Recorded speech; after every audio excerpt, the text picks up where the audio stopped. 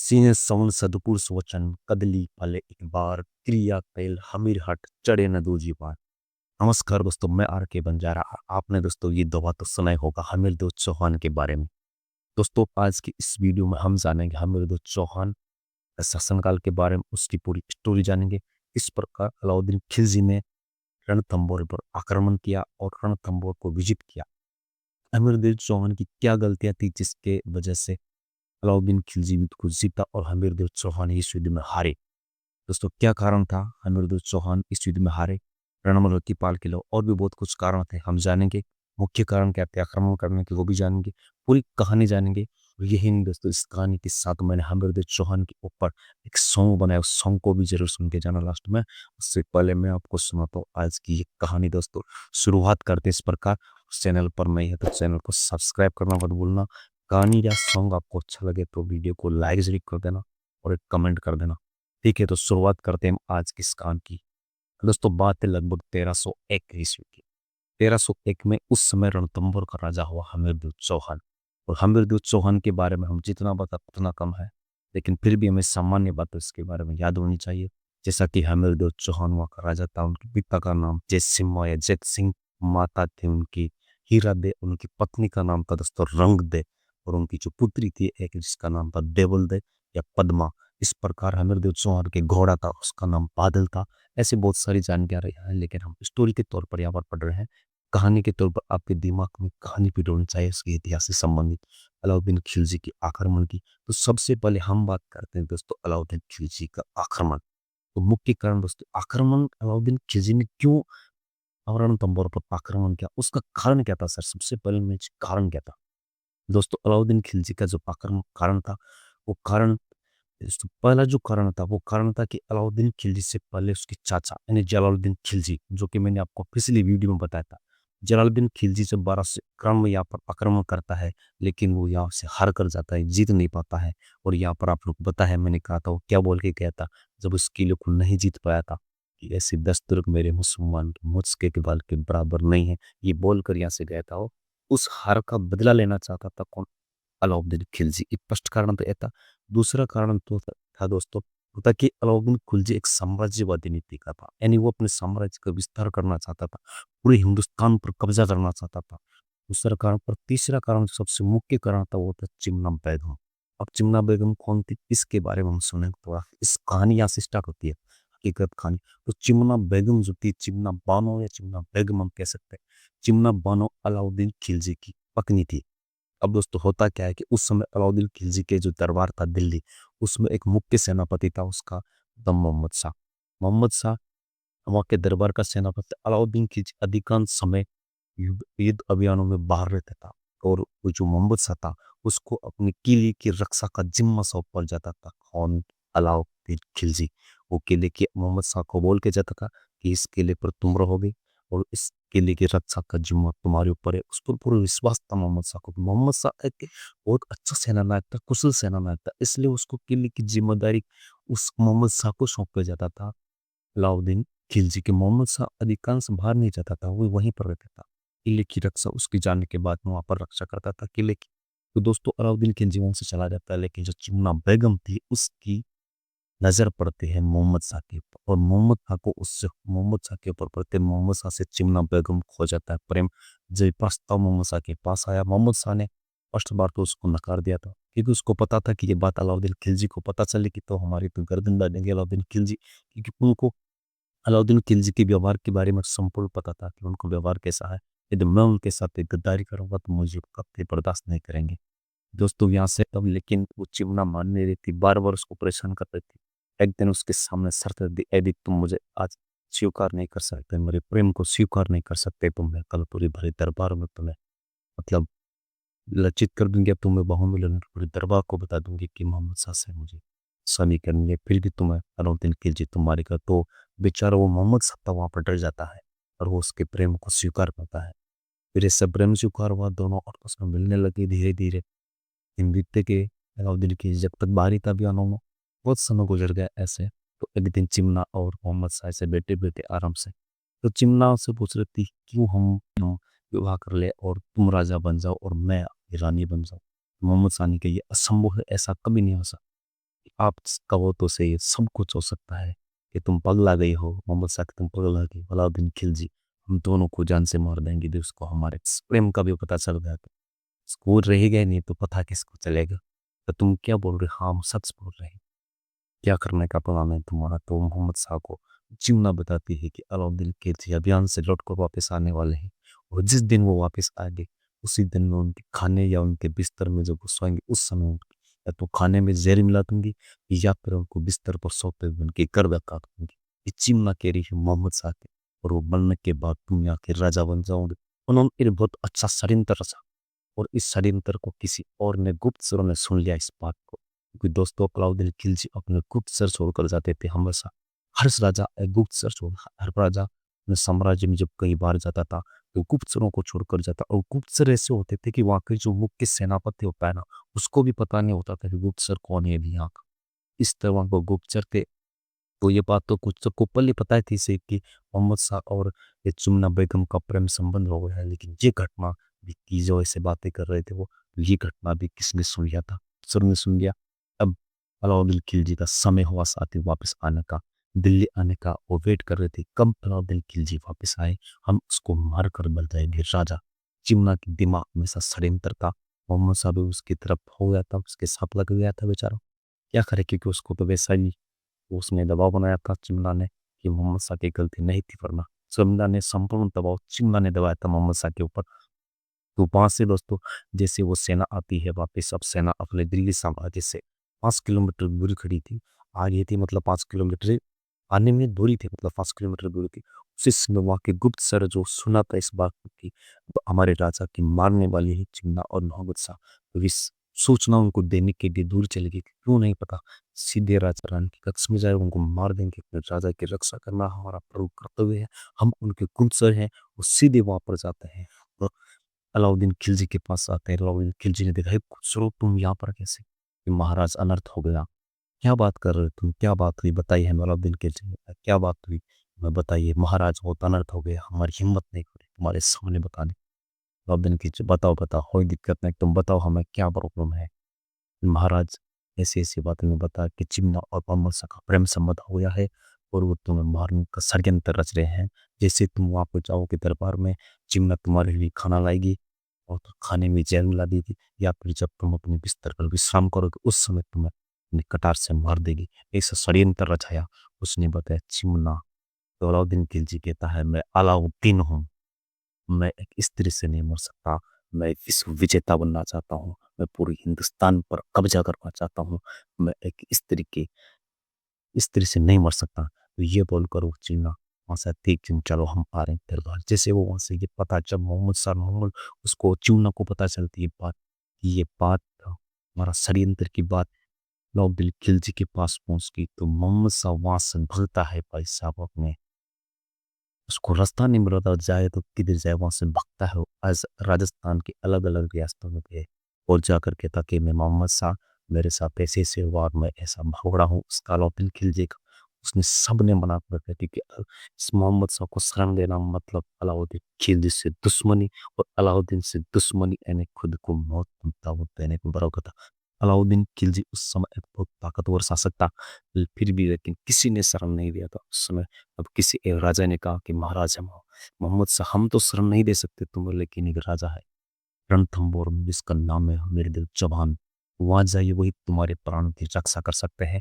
तो हमीरदेव चौहान के वहां मोहम्मद शाह आता है, और हमीरदेव चौहान के सामने अपने प्राणों की भीख मानता है, महाराज जी हमारी रक्षा कीजिए। अब अलाउद्दीन खिलजी हमारे पीछे पड़े हुए हैं, हमारे साथ ऐसी ऐसी वृतांत कहानी सुनाई उन्होंने कि ऐसे ऐसे चिन्ना और मेरा प्रेम संबंध हुआ। जब चिन्ना के कहने पर मैंने अलाउद्दीन खिलजी को मारने का षड्यंत्र रचा, वो पता उसको चल गया, और मैं आज भगा भगा पड़ रहा, मुझे हर रियासत में गया मैं, लेकिन कोई मुझे शरण नहीं दिया। तो आप मुझे शरण दीजिए महाराज, हमारे प्राण की रक्षा कीजिए। उस समय अलाउद्दीन खिलजी, सॉरी, हमीरुद्दीन चौहान ने मोहम्मद शाह को शरण दिया, और एक बात मोहम्मद शाह को कही थी कि इससे हमारे बारे में सब सुना है आपने, आपके प्राणों की रक्षा करना हमारा प्रमुख कर्तव्य है, और आपका प्राण है नहीं हमारे प्राण है, भले हमारे प्राण त्याग देंगे लेकिन आपको अलाउद्दीन के हवाले हम नहीं करेंगे। ऐसा वचन देता है किसको? मोहम्मद शाह को और हमीरदुज ने का वो वहाँ पर कही जाती है, कहावत से मैं कह रहा था आपको कि सिंह सौन सदपुरुष वचन कदली फले एक बार क्रिया तेल हमीर हट चढ़े न दूजी पार। एक मोहम्मद शाह के सिंह सोन के सिंह ही सिर्फ एक बार बच्चा देते, सिंह सन सदपुरुष वचन सतपुरुष सिर्फ एक बार वचन बोलते, सिंह सोन सदपुरुष वचन कदली फल यानी केला की सिर्फ एक बार फलाते हैं। क्रिया तेल हमीर हट क्रिया यानी स्त्री की सिर्फ एक बार तेल चलता है। क्रिया तेल हमीर हट चढ़े न दूजी पा। यदि हमीर का वचन यानी हमीर की हट भी सिर्फ एक बार होती है। हमने आपको अपने प्राणों की रक्षा करने का वचन दिया है, ये हमारा वचन है। हम मरते दम तक आपके प्राणों की रक्षा करेंगे, दोस्तों ऐसा वचन दे देता है। और जब जाके मोहम्मद शाह को थोड़ी सांस लेता है जिनकी, उन्हें शायद हमारी प्राण की रक्षा हो सकती है। तो दोस्तों वहां से जैसे अब ये बात पता चली किसको, अलाउद्दीन खिलजी को, कि अलाउद्दीन खिलजी मोहम्मद शाह को कोजरा कर खा गया। ये बात पता चली अलाउद्दीन खिलजी को, तो अलाउद्दीन खिलजी ने अपने सेनापति नुसरत खां और उल्लू खां को भेजा कि जाओ तुम उसके किले पर आक्रमण करो। उसके पहले ही दुश्मनी थी हमसे अलाउद्दीन की, वो उसके पास गया है, तो जाओ तुम उसके किले पर आक्रमण करो। नुसरत खां और उल्लू खां अपनी सेना लेके आते हैं। उस सेना में दोस्तों क्षेत्र पड़ता है हिंदुवाड़ क्षेत्र, ये हिंदुवाड़ क्षेत्र में उल्लू खां नुसरत खां, उधर अरामत में जो मिर्दो चौहान थे उसके सेनापति थे भीम सिंह और धर्म सिंह। भीम सिंह धर्म सिंह थे इसके दो सेनापति ग्रुप आता है, तो भीम सिंह धर्म सिंह ये भी हमिरदुल चौहान के सेनापति थे, और एक रणमल और लतीपाल ये भी इसके सेनापति थे। लेकिन जब उल्लू खां नुसरत खां को बेचता है अलाउद्दीन खिलजी, अभी अलाउद्दीन खिलजी नहीं आया है, अलाउद्दीन खिलजी बाद में आएगा। तो जब वो सेना लेकर भेजा नुसरत खां उल्लू खां को, जो हिंदुवाट या हिंदू घाट क्षेत्र में भीम सिंह और धर्म सिंह ने उल्लू खां और नुसरत खां से घमासान की हुआ। इस युद्ध में नुसरत खां उल्लू खां को बुरी तरीके से धर्म सिंह और भीम सिंह ने हराया। जब उल्लू खां और नुसरत खां अपनी सेना पीछे लेकर जा रहे थे, उनको पूरे सामान उनके जो जेवर जार सब कुछ लूट लिए थे उनके, उल्लू खां का नुसरत खां की। तो लूट सेना पूरी वापस चल गई थी, हार गई थी पूरी सेना नुसरत खां की। उल्लू खां की जो अलाउद्दीन खिलजी ने सेना भेजी थी वो सेना बुरी तरीके से हार चुकी थी, तब लगभग सैनिक घायल हो चुके थे। लेकिन उसी समय जो वो भीम सिंह और धर्म सिंह वहां पर थे, तो भीम सिंह जो था धर्म सिंह को कहता है कि तुम ये जो अपने ये सामान लूटे इनको लेकर किले के अंदर जाओ और किले को इन पर सौंपा। तो धर्म सिंह वहां से दोस्तों सामान को लेकर, इन्हें जो सोना चांदी उन्हें लूटा उस दूसरी सेना का, तो उनको लेकर किले में आ जाता है। तभी नुसरत खां उल्लू खां दोस्तों वापस जा रहे थे, वापस जाते हुए उनके मन में विचार आता है।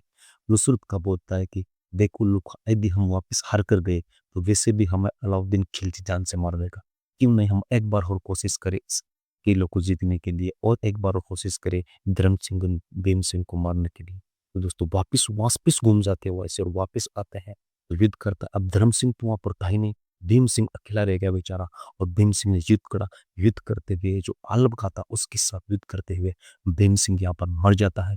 जिससे भीम सिंह ये पता चलता है हरमृत्यु चौहान को कि भीम सिंह युद्ध करता हुआ मारा गया।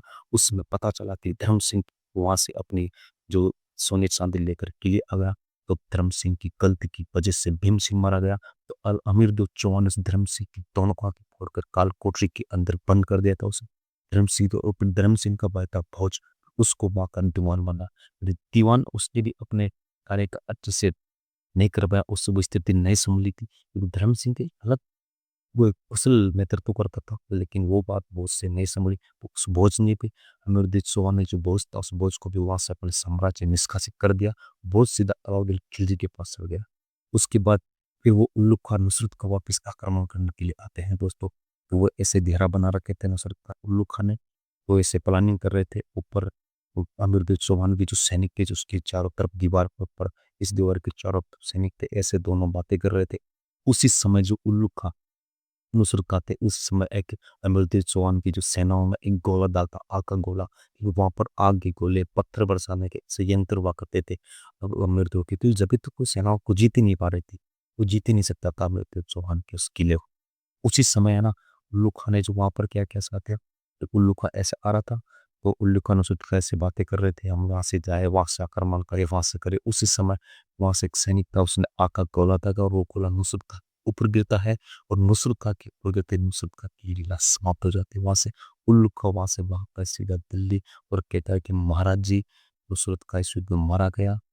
तो फिर वो दोस्तों अलाउद्दीन खिलजी की विशाल सेना लेकर आता है रणथंभौर, तब होती कहानी। फिर अलाउद्दीन खिलजी आया। खुद अलाउद्दीन खिलजी ने बहुत कोशिश की दोस्तों, काफ़ी लंबे समय तक रणथंभौर में घुसने की कोशिश की उसने, लेकिन वो घुस नहीं पा रहा था रणथंभौर के अंदर। उसे कोई रास्ता नहीं मिल रहा था कि घुसे तो कहाँ से घुसे। तब फिर उसने एक चाल चली कि हम क्यों नहीं हम संधि का प्रस्ताव भेजे।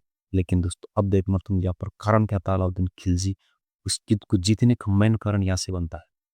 और अमीरुद्दौला चौहान की क्या गलती थी यहाँ पर। तो दोस्तों जैसे अब वहाँ पर जो अलाउद्दीन खिलजी था वो आता है और कोशिश की लेकिन नहीं जीत पा रहा था अकेले को, क्योंकि वो कहीं जगह ही नहीं थी। जैसे सैनिक चढ़ने का प्रयास करते ऊपर से आग के गोले दाग देते, पानी की बरसात ऐसे गर्म गरम तेल की कड़ाही बन जाती तो सैनिक वापस बुड़ जाते। तो अब सोचा उन्हें संधि का प्रस्ताव रखा। संधि का प्रस्ताव रखा तो अमीरुद्दौला चौहान ने संधि के प्रस्ताव देखा और उसको समझ के वापस जब उसके लिए भेज रहा था कि ठीक है हम ऐसे ऐसे कर देंगे, आपके साथ अब अपनी सेना वापस उठा लीजिए।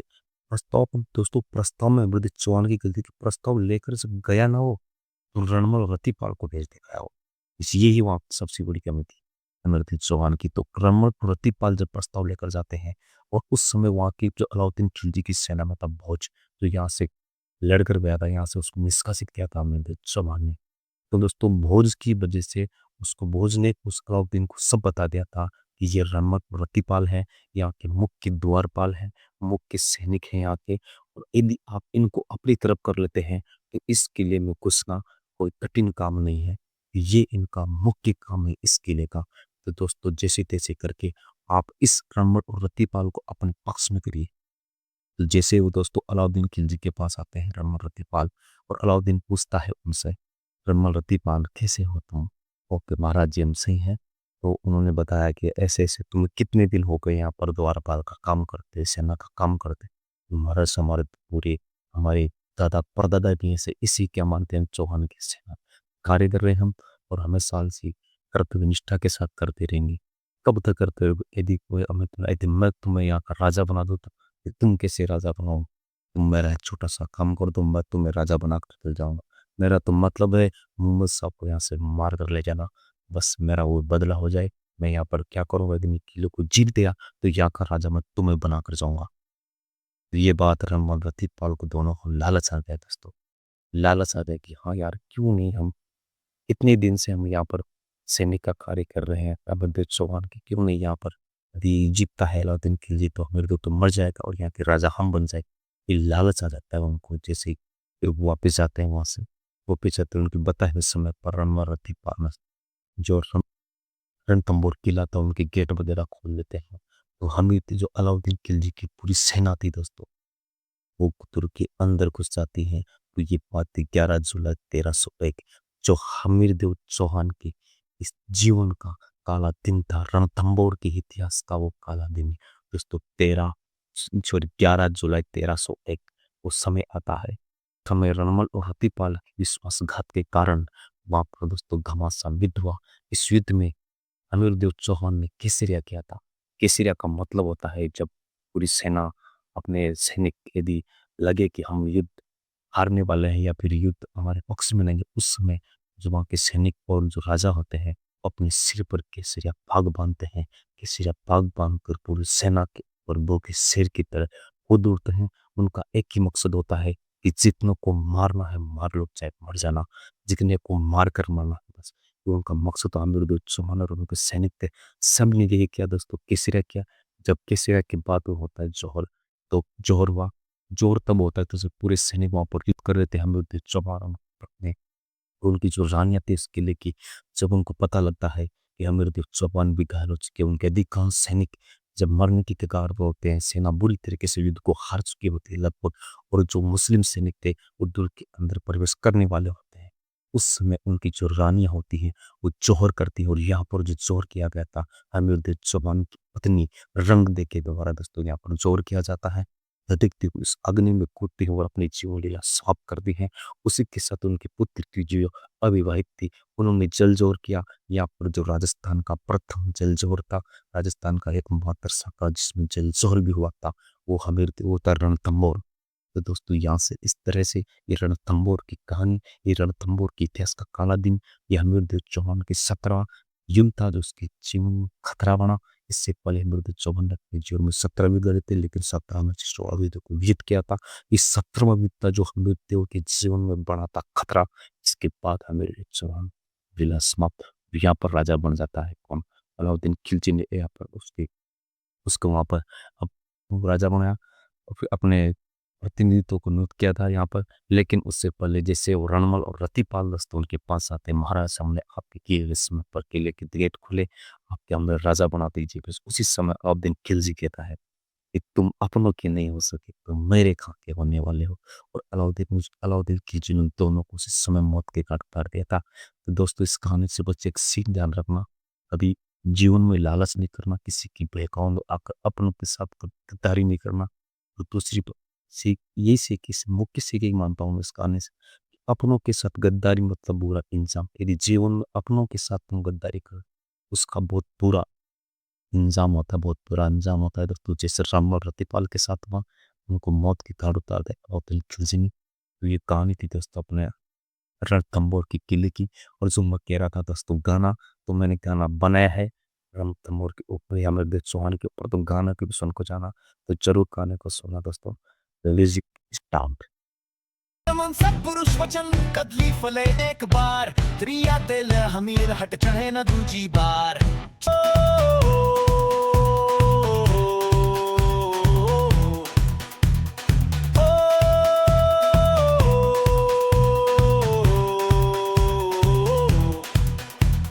सिंह सा साहस हमीर सी बात, जीवन की राहों में हो कभी न मात। सच्चाई और दृढ़ता से बढ़ते जाओ, दुनिया को अपनी छाप दिखाओ। सिंह सा साहस हमीर सी बात, जीवन की राहों में हो कभी न मात। सच्चाई और दृढ़ता से बढ़ते जाओ, दुनिया को अपनी छाप दिखाओ।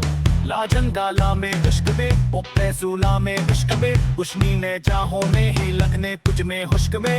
सकी चबी चबी चबी चबी चबी तीनों खत बर बर बर बर बर बर बर, सूने ही ना हो जोदा ओपे उश्क में। सकी चबी चबी चबी चबी चबी तीनों खत बर बर बर बर बर बर बर, सूने ही ना हो जोदा ओपे उश्क में। सच्चाई और दृढ़ता से बढ़ते जाओ, दुनिया को अपनी छाप दिखाओ।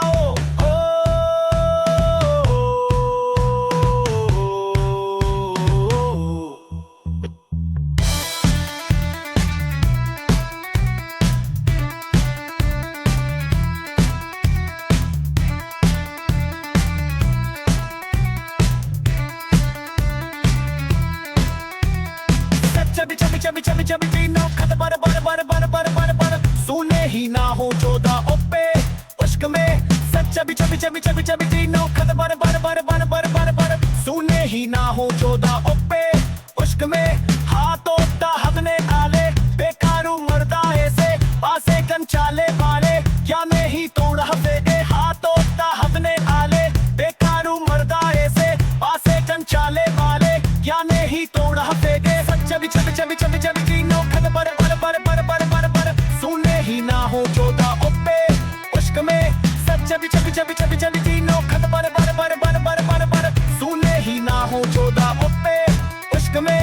हाथों हदने आले बेकारू मरदा ऐसे, पासे चंचाले वाले क्या नहीं तोड़ हफेगे। हाथों हदने आले बेकारू मरदा ऐसे, पासे चंचाले वाले क्या नहीं तोड़ हफेगे। चबी चबी चबी चबी चबी तीनों खत बर बर बर बर बर बर बर, सूने ही ना हो जोदा ओपे उश्क में। सच चबी चबी चबी चबी चबी